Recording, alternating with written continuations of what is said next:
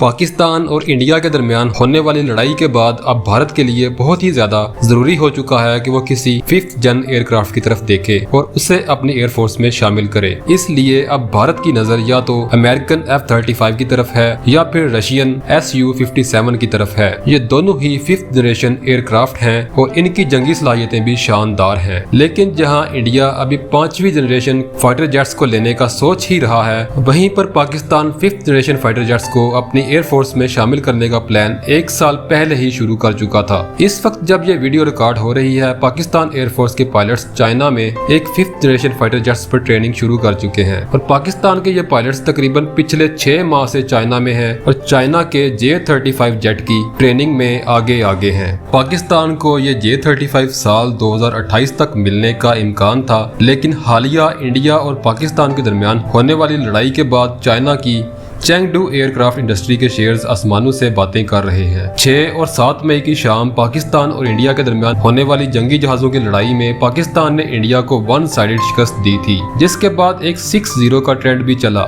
यानी पाकिस्तान ने इंडिया के 3 राफेल्स, एक सुहोई, एक MiG-29 और एक बड़े ड्रोन को उस रात मार गिराया था। चाइना के पाकिस्तान को दिए गए J-10C की कारकर्दगी से खुश होकर चाइना ने पाकिस्तान को J-35 की डिलीवरी का अमल बहुत ज्यादा तेज कर दिया है और अब उम्मीद की जा रही है कि पाकिस्तान साल 2025 के आखिर में या फिर साल 2026 के शुरू में चाइनीज J-35 को अपनी एयरफोर्स में शामिल कर लेगा और इन जंगी तैयारों की पहली खेप में 3 J-35 होंगे जो पाकिस्तान को अर्ली बेसिस पर मिलेंगे और पाकिस्तान टोटल 40 के करीब J-35 जेट्स को अपनी एयरफोर्स में शामिल करेगा। एक तरफ भारत अभी 5th जनरेशन तैयारों को लेने का सोच रहा है, तो दूसरी तरफ पाकिस्तान ने इस पर बहुत पहले से ही अमल शुरू कर दिया है।